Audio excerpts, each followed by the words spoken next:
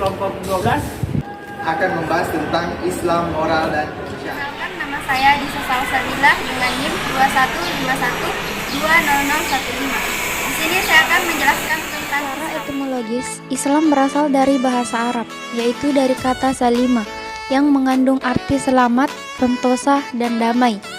Dari kata salima selanjutnya, diubah menjadi bentuk aslama, yang berarti berserah diri masuk dalam kedamaian.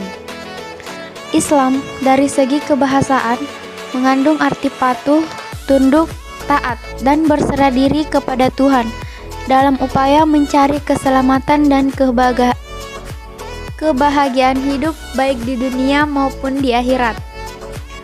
Islam menurut istilah atau secara terminologis adalah mengacu kepada agama yang bersumber pada wahyu yang datang dari Allah Subhanahu wa Ta'ala. Adapun ruang lingkup agama Islam ada 3. Yang pertama, akidah atau iman, yaitu keyakinan akan adanya Allah dan para rasul yang diutus dan dipilihnya untuk menyampaikan risalahnya kepada umat melalui perantara malaikat Jibril. Yang kedua, syariah. Syariah yaitu aturan undang-undang Allah tentang pelaksanaan dan penyerahan diri secara total melalui proses ibadah secara langsung kepada Allah maupun secara tidak langsung. Yang ketiga, akhlak. Akhlak merupakan sifat yang tertanam dalam jiwa yang menimbulkan macam-macam perbuatan dengan mudah tanpa memerlukan pemikiran dan pertimbangan.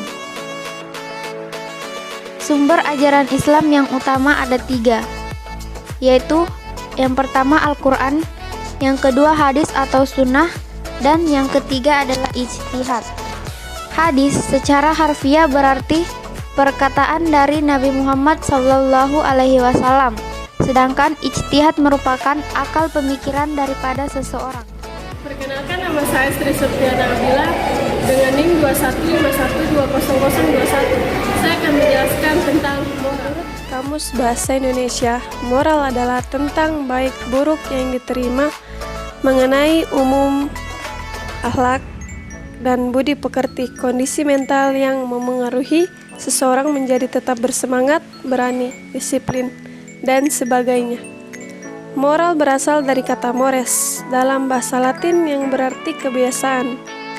Dalam menjalin hubungan kehidupan terdapat kebiasaan-kebiasaan yang timbul secara berarti sebagai akal budi manusia untuk menuju kesejahteraan hidupnya.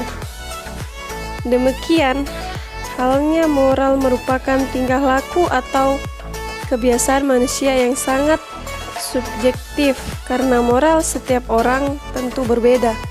Karena perbedaan itulah dibuatkan standar yang ideal secara normatif yang disebut norma atau aturan-aturan. Menurut Al-Ghazali, istilah moral adalah akhlak. Menurutnya, akhlak adalah perilaku jiwa yang dapat dengan mudah melahirkan perbuatan-perbuatan tanpa memerlukan pemikiran dan pertimbangan. Islam dan moral. Islam adalah agama moral yang memiliki fungsi sebagai jalan kebenaran untuk memperbaiki kehidupan sosial umat manusia. Memahami Islam secara subjektif akan menjadi paduan universal dalam tindakan moral. Islam tidak hanya sebatas ritual ibadah saja, tetapi perlu juga dimaknai secara lebih luas, yaitu bagaimana usaha kita menjadi Islam sebagai paduan moral yang murni. Rasulullah SAW bersabda, ia berkata kepada saudara laki-lakinya, pergilah ke lembu itu dan dengarkan apa yang ia katakan.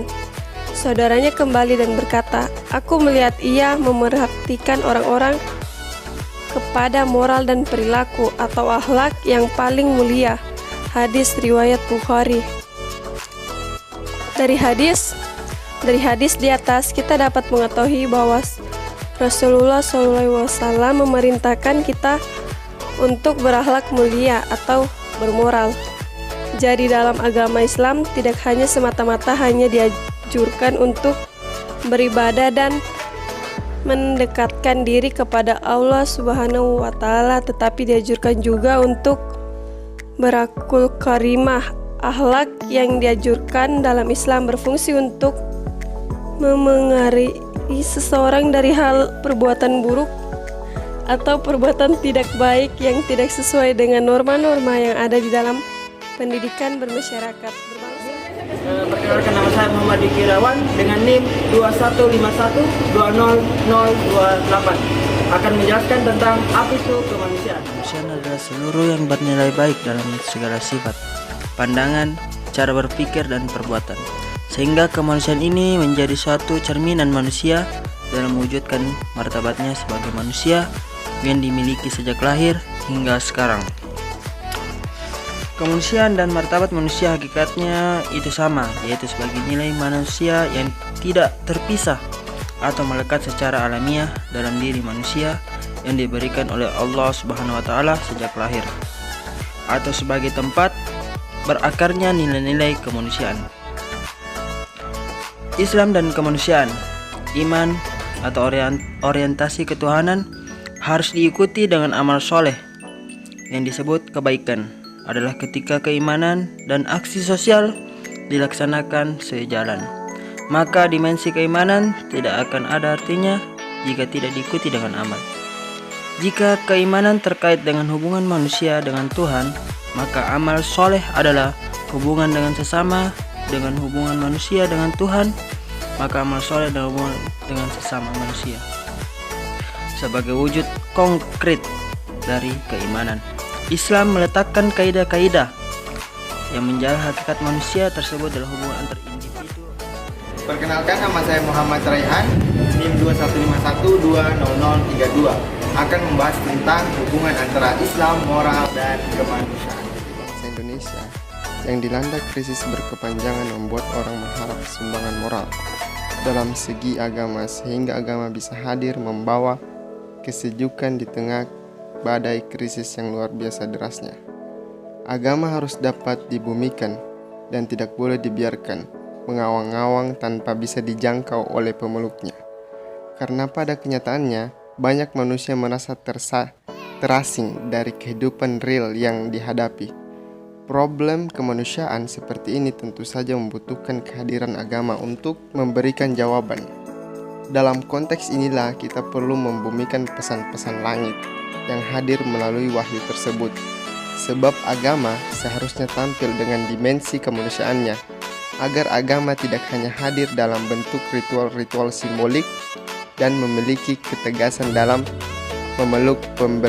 melakukan pembelaan terhadap kemanusiaan.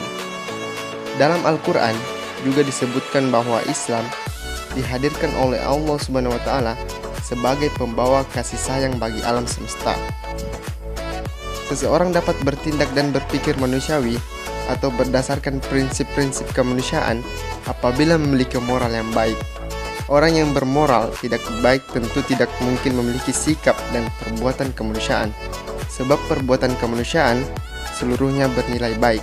Dan jika seseorang memiliki akhlakul karimah, sudah pasti dia memiliki moral yang baik dan memiliki sikap dan perbuatan kemanusiaan. Islam hadir tidak hanya untuk ritual ibadah saja, tetapi seluruh yang mencakup tentang masalah kehidupan telah tercantum dalam kitab suci Al-Quran. Rasulullah SAW bersabda, seorang muslim itu adalah orang-orangnya manusia lainnya merasa aman dari kejahatan lisan dan tangannya. Dan orang mukmin adalah orang yang manusia lainnya merasa aman atas darah, jiwa, dan harta mereka. Dari hadis tersebut menunjukkan bahwa Islam sebagai agama secara normatif memastikan terwujudnya kedamaian dan keselamatan seluruh umat manusia. Dan orang muslim tidak lain adalah mereka yang mewujudkan nilai-nilai luhur Islam tersebut. Maka dari itu, Islam adalah agama rahmatan lil alamin. Dan dalam Al-Quran telah dijelaskan pada surah Al-Anbiya ayat 107. Terakhir, mari kita mulai memaknai dimensi kemanusiaan agama dengan memandang realitas secara objektif. Jika kita hendak menolong orang lain, kita tentu saja tidak perlu menanyakan apa agama dan keyakinannya, karena kehadiran Islam bukan hanya untuk umat Islam saja, melainkan menjadi agama pembawa kasih sayang bagi alam semesta. Saya di Salsabila NIM 215120015. Tunggu. Akan membahas tentang Islam, moral. Bismillahirrahmanirrahim. Perkenalkan,